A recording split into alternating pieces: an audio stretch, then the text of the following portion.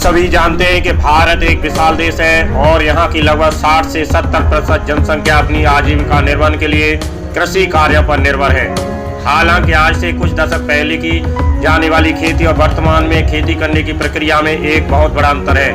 स्वतंत्रता से पूर्व भारत में की जाने वाली खेती में किसी भी प्रकार के रासायनिक पदार्थों का उपयोग नहीं किया जाता था, परंतु जनसंख्या विस्फोट के कारण अन्न की मांग बढ़ने लगी और धीरे धीरे लोगों ने कृषि उत्पादन बढ़ाने के लिए रासायनिक उर्वरकों का प्रयोग करना आरंभ कर दिया, जिसके कारण आज लोग विभिन्न प्रकार की बीमारियों का शिकार हो रहे हैं। जबकि 1960 से पूर्व देश परंपरागत और जैविक अर्थात ऑर्गेनिक खेती की जाती थी। ऑर्गेनिक खेती क्या होती है, ऑर्गेनिक या जैविक खेती कैसे करें, इसके बारे में आज हम यहाँ विस्तार से चर्चा करेंगे। ऑर्गेनिक खेती फसल उत्पादन की एक प्राचीन पद्धति है। आपको बता दें कि ऑर्गेनिक खेती को जैविक खेती भी कहते हैं। जैविक कृषि में फसलों के उत्पादन में गोबर की खाद, कंपोस्ट, जीवाणु खाद, फसलों के अवशेष और प्रकृति में उपलब्ध विभिन्न प्रकार के खनिज पदार्थों के माध्यम से पौधों को पोषक तत्व दिए जाते हैं। सबसे खास बात यह है कि इस प्रकार की खेती में प्रकृति में पाए जाने वाले तत्वों को कीटनाशक के रूप में प्रयोग किया जाता है। जैविक खेती पर्यावरण की शुद्धता बनाए रखने के साथ ही भूमि के प्राकृतिक स्वरूप को बनाए रखती है। ऑर्गेनिक खेती का अभिप्राय एक ऐसी कृषि प्रणाली से है जिसमें फसलों के उत्पादन में रासायनिक खादों एवं कीटनाशक दवाओं के स्थान पर जैविक या प्राकृतिक खादों का प्रयोग किया जाता है। वर्तमान समय में ऑर्गेनिक खेती से प्राप्त होने वाली उपज की मांग बहुत अधिक है।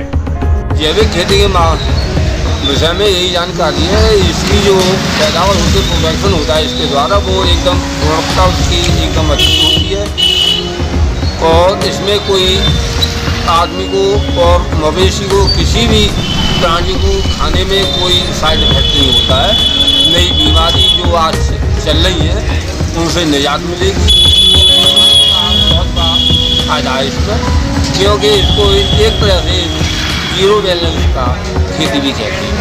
ये कहना चाहते हैं भारत के 60 से 70% नागरिक किसान खेती करते हैं, जिससे कि पहले ज़माने में खेती हुआ करती थी उसमें किसी रासायनिक दवाइयों की जरूरत नहीं पड़ती थी, पर आज की डेट में जनसंख्या विस्फोट होने के कारण रासायनिक दवाइयों का यूज हो रहा है, इससे लोगों में बीमारियाँ फैलने की है।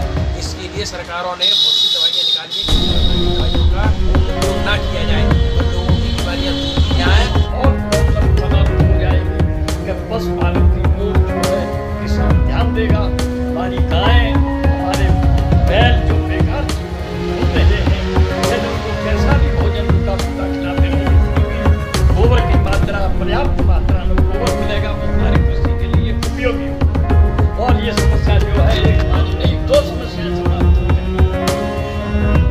यह मेरा ऐसा विचार है।